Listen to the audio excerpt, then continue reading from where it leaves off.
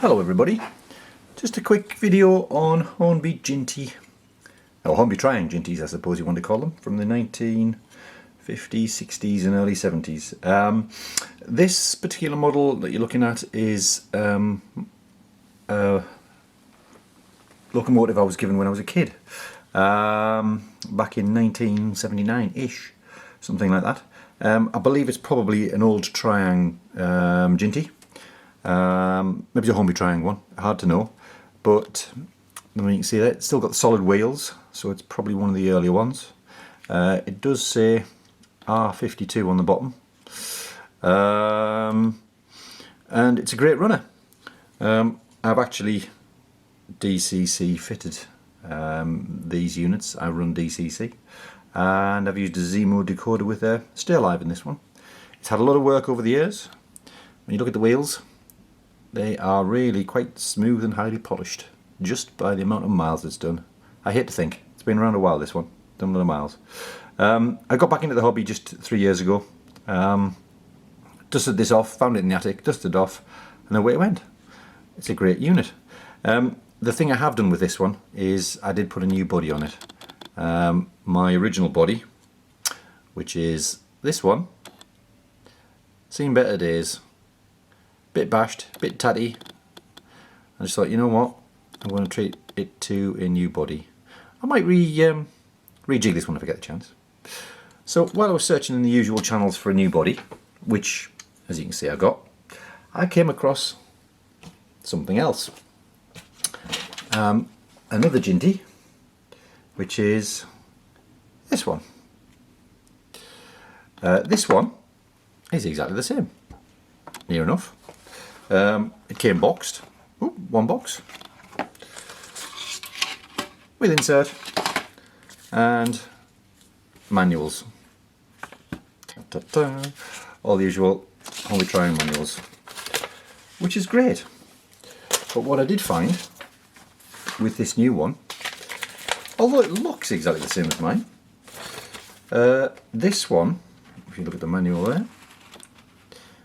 nicely, whoops, came with the instruction leaflet and the date, 8th of the 6th, 67. So this particular Hornby TriAng Jinty is from June 1967, and it does have, you probably can't tell, but it has spoked wheels. So the chassis is not quite the same in terms of, my old one's got the solid wheels, this has got the spoked wheels. I don't know what year the changeover happened, but this was only going for about £14.50. I couldn't resist, because it has something that my Ginty doesn't have, and that is, if I lift the top off, it's got the smoke unit. Woohoo! It was sold as the smoke unit was still working, and lo and behold it actually does. Works a treat. What I have done with this one subsequently is DCC fitted this one as well.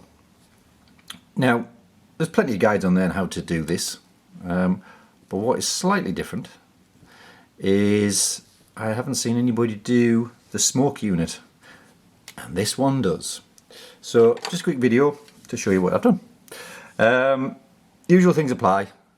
You've got red and black to track, orange and grey go to the bushes.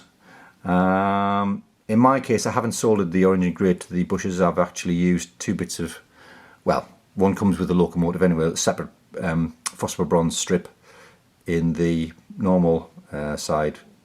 So I've soldered to that, and I've got an extra little phosphor bronze strip on the other side, which I've soldered the grey wire to.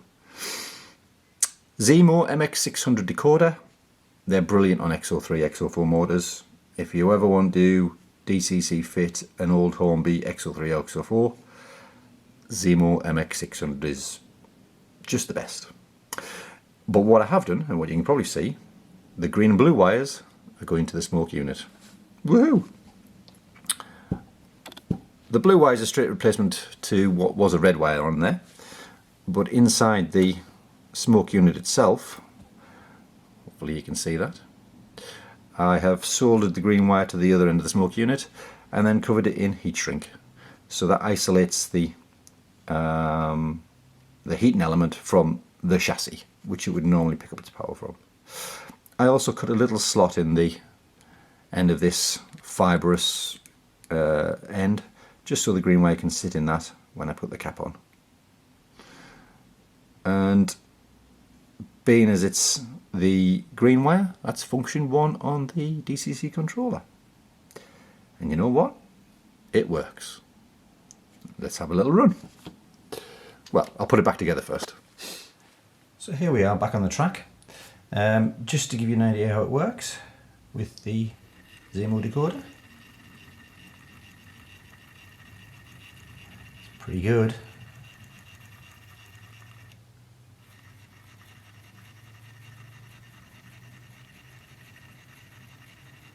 It's got lovely control, an MX600. I do like it. Okay, so function 1. And if we get it going, we should see it start to puff. Maybe you can only just see it. I'll just get it warmed up and I'll come back. So it relies on the puff. There we go.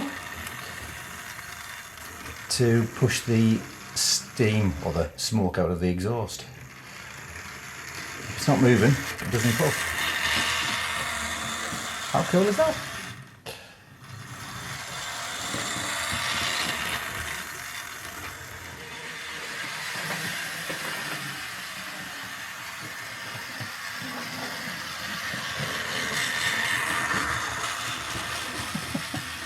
I do like that. TriAng, possibly Hornby, not sure whether it's Hornby or TriAng, but somebody in the 60s invented the smoke unit. And it works. Fills your room full of smoke, but it works. And because they had the gear wheel pushing it out as puffs, I think it looks quite effective. It's remarkable it's taken, what, 40 years? More? 45 years for Hornby to redevelop a new smoke unit, which is going to be in their latest range.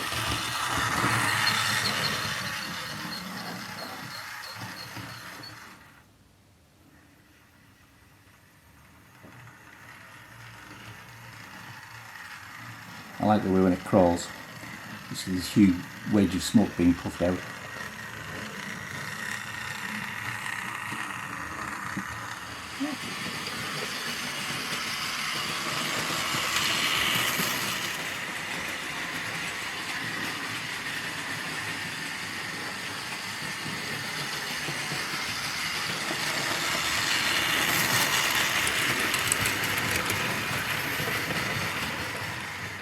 Slight follow-up. As you've seen, it works really well. I'm really pleased. The only problem I've got is this blue wire, which is supposed to be soldered to that tab there, seems to be, I can't get enough heat in the solder to make it stick properly. Hope you can see that. It works for about 5 minutes, and then this tends to, probably from the heat of the unit, it desolders itself and falls off, and then it shorts out on the casing. So I'll need to try and really give this a good blast of heat to get the solder to take properly. But so far so good. In principle it works absolutely brilliantly. Well pleased. I'm sure I'll get around this. It'll only be a matter of getting enough heat in there to sort it out. Okie dokie. Bye for now.